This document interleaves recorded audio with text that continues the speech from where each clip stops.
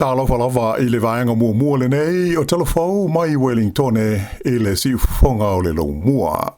O le tala mua.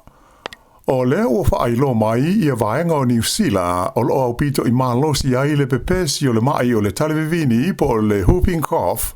e pei o na a fia i nei le atunu u atoa. O le vaenga e pito i lalo le motu i batu, ato ai ma le motu i saute, le ua whailo mai e pei o vaenga ia o loo mamafa i ai le taiminei, ma to o tele i ai tangata ua whaina i le talevivini. O les foreile o mwae lea nalo i ai o na iai le wha upunga o lea ua pepesi i le nei wha mai i tonu o New Zealand, ma e na amata mai ai o na wha ngā solo tau mwhainga e tali atu ai i le nei mai. E o mai i le asos furulimo Novema, ua o atu i le lua se lauano se fulmo le tolu le au whainga o tangata ua a fia i le nei mai. O se au whainga o pito i mawalunga lea i le tonu se masina tasi i le tausanga a tole nei e lua afe lua se fulmo le wha. E pei o na wha i lo mai ai le mtanga luenga o le te wha tuora. O wha maunga o pito la tamai nei a le ESR na tauai o i tū malo o lo o pito maununga ai i a mai o le talevivini le taimile nei o le Wairarapa, whapea le tū malo i saute po o le Southern o whanganui a toa ai mai tū malo whaafale mai o le Capital and Coast. Ua whautua inai e le mtanga luenga le te whatuora i le whaia leo tui pui o le wha mai ma tu ina mai ai le lapota inga i le au pito i sili o nā whaina i o pepe fau whaato a whanau a toa i fo i mata ngata o mātua. Sa whailo mai le li fo mai o Matt Reid, o le 5% o pepe e le i a toa le se fululua masina e mana o mia o na tau fia i le whala mai pe a whai ua whaina i le talevivini. Ta ua fo i le li fo mai le iai se tasi ua maliu i le talevivini i le nei tausanga, ae o le tausanga taluai, e to tolu i la tau na whano ai le soifua i le nei mai, ia mai ua whaia tau mawhainga i le taiminei, e pui ai le toe mali liwa i o nisi. E iai nisi tangata whai ngā luenga o le a wha malo lo mai i la tau ngā luenga i le tonu o le mata ngā luenga le soifua malo loina. O se ripoti mai le wales whaasa laua New Zealand na ta ua i hopea.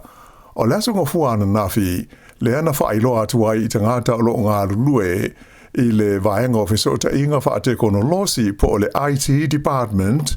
ua le o toe mamau sa taimi, ai le ai ini a lato ngā luenga. O se whaasa launga e wala i le imeli mo le vaenga o la whai ngā luenga, sa whaari ai le whaatono ngā luenga whai o Rogan Clark. O le a whaamuta i a lato ngā luenga i se toi whaatu langaina o ngā luenga whai e le mata ngā luenga le soifua mā lolo ina.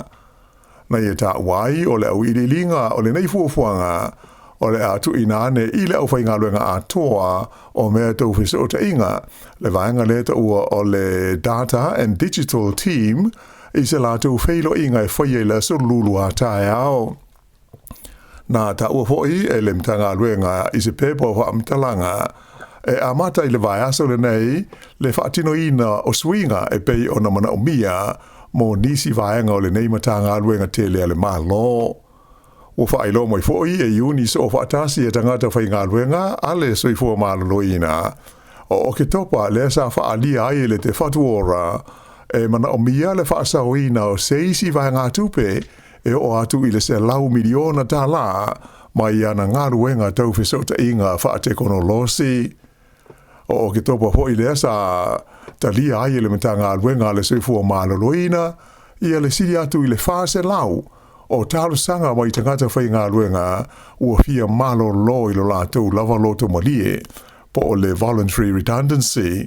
i se vaenga o tau mwhainga a lea mata ngā luenga e whaaitia na tupe alu i ngā luenga whai. E matua lango ina i le Societe a Forma Inifo New Zealand whaapea i fo ilha la tonga mo le soifua maloloina o le Health Coalition Aotearoa i a le lipoti la tau mai nei le wha la tonga o le Helen Clark Foundation winga lea ini whainga fo ia ma tautonga whitia ai ia le mai fo ile nei ta ua o le mai puta po le obesity i te tonu o le tunu. O le nei ripoti wa ta awai o le tino puta po o le obesity ua avea nei ma se tasi o mafuanga au tu o le malili wai o tangata ma whai na iro latu soifua maloloina i te tonu o New Zealand nei ua siri atu na i lo le ula sikaleti. O lo ta o manino ai le ripoti e to tasi mai tangata mātua uma e to tonu o New Zealand e maua i le tino puta e lona tonu i le whaatulanga o le nei whaafi tauri i atu nuu e le leiro lata wati na e male ta mao ainga a e tasi mai le to vado to mai ti uma e whaape foio na whaina ai i le lava whaafi tauri. Ai e matua sidi atu na whaale tonu whainu mela mo tangata Maori whaapea ai matangata Pasifika. O lo whautuaina mai la e le nei ripoti e le tau na whaia ia se la whonga whaapitoa ina ia whaaititi ai le suka i mea tā mawha ma ia whaasao na toi whaatawina ni vai inu sua malie i te tonu o aonga ma ia mautinoa e na o tau mawha so i fua maloloina e maua mawhaonga i te tonu o whale mai o le tunu. Whaali mai fo i e stasio teitei whono o le Health Coalition Aotearoa o Boyd Swinburne e te tau i le malo o na whaia se fuafuanga i le nei whaafi tauli mai le tau mateina e le tau o na whaia le la whonga le nei mō mea inu atoa maisi tau mawha sua malie. Na ia tau fo i o tau mawha atoa mawai inu sua malie o se tasi leo mafuanga o le whaale tonu o nifo o le totele o tangata. O se tūlanga e langolangoina e le lifo mai o Rob Bicklehall o le Societe a Fōmai Nifo o New Zealand. Na ia whaalia o le mafuanga au tū o le tele o le suka i mea ai a te maiti ai maise o vainu sua o malie e a whaina ai o lātou nifo. E langolangoina hoi e le vasenga o Fōmai Nifo i le whaia o lea la whonga mō mea tāu mawha a to ai ma vainu sua malie ma ia tāu fia ma le whaia leo whaasere launga e winga i mea ai e a whaina ai le soifua maloloina po junk foods. Ta ua fo ele li fo mai o le mafuanga utu na tau fia ai i te maiti i te tonu o whale mai le tausanga taruai i New Zealand nei ona o le whaia lea o le waimoe e ta se i ai nifo ua mamai. E to tele tangata ua mana na o e tala i tua se vaenga o la tu se leni o le kiwi se iwa ona o ni whaafi tauli tau tupe o whea ngai mai lātou. Ma ua yeila pata inga i lo ai leo no whaao popo ina pea o lea fo inu mela ai maise o lea ngai atu i le vai taimi o aso fia o le Kirisimasi. O le masina na te anei o Oketopa e wha afe lao wha inga o te ngata na tala i tua ia lao wha inga e tolus furuwalu tesi ma le 4 miliona tala ma ia lātou kiwi saver o se a wha inga maua e lea e pei ona whailo mai.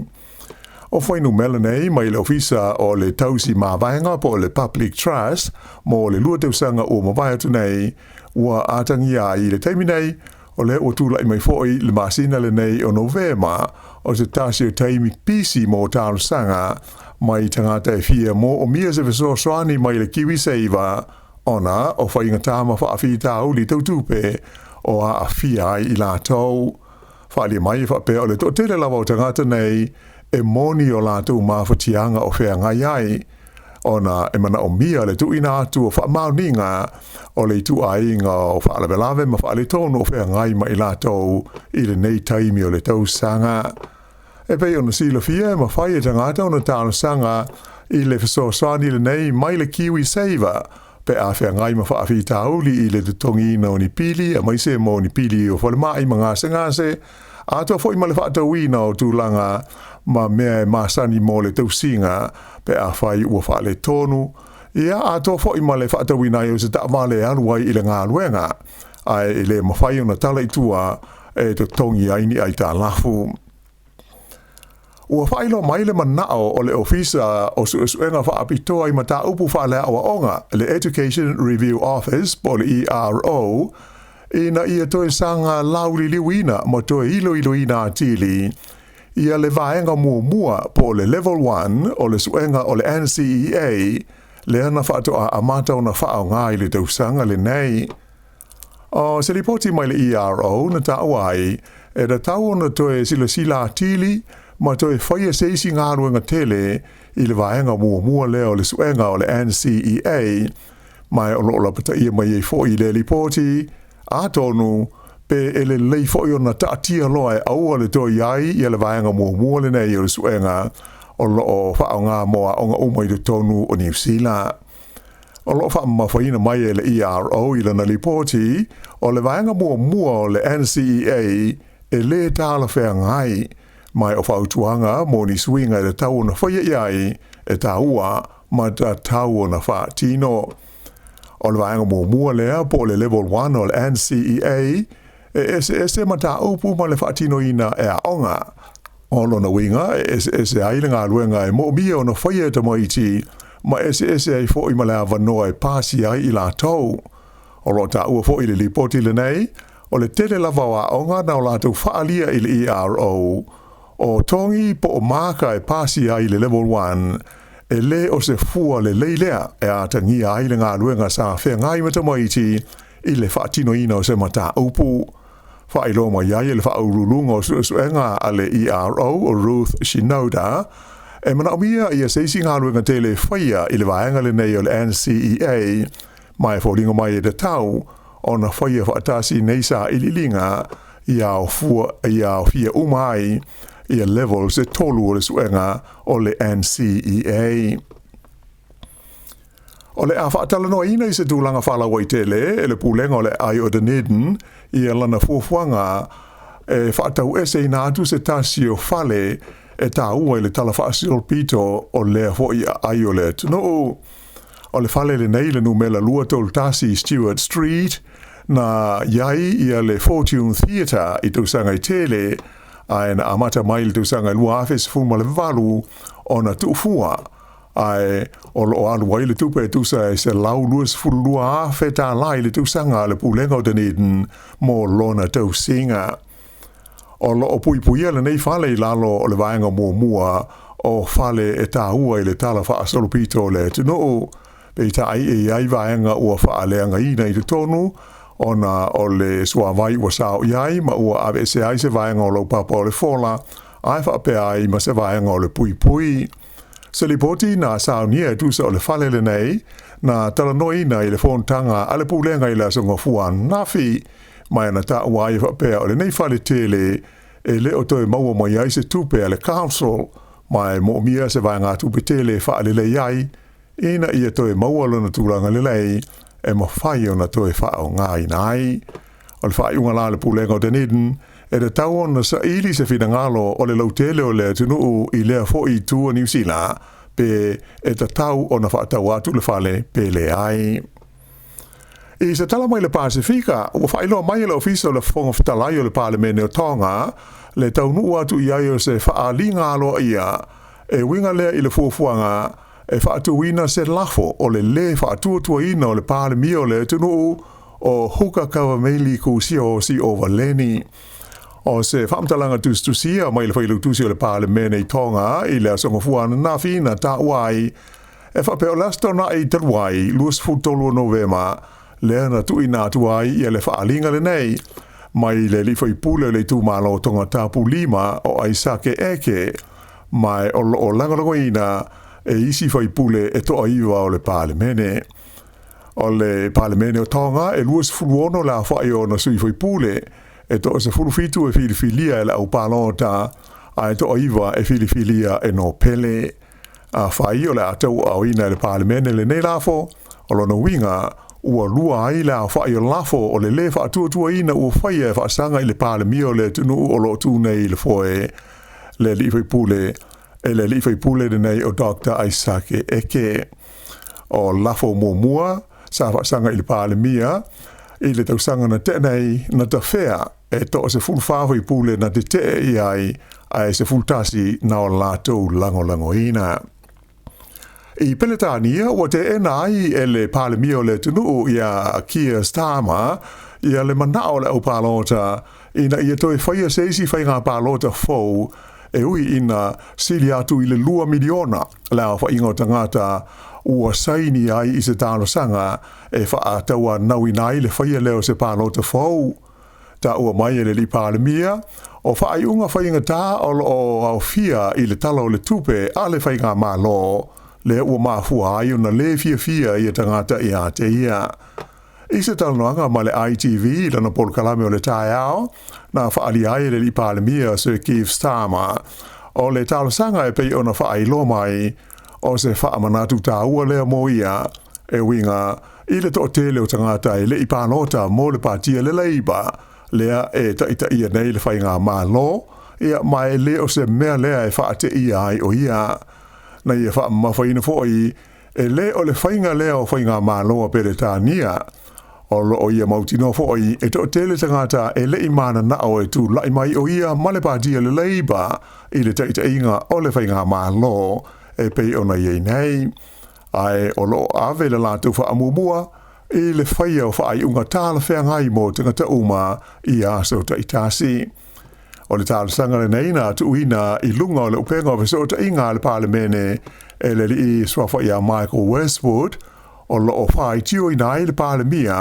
i le tausisia leo ni folfolanga na i whaia i le taimi o whaatosina o le pālota tarua nei. O lo o iai māsau salonga o le tōtele o tangata ua saini ai le nei tāla sanga e le no nofo i te tono peretania a e no nofo i atuno i whafo. I tā alonga,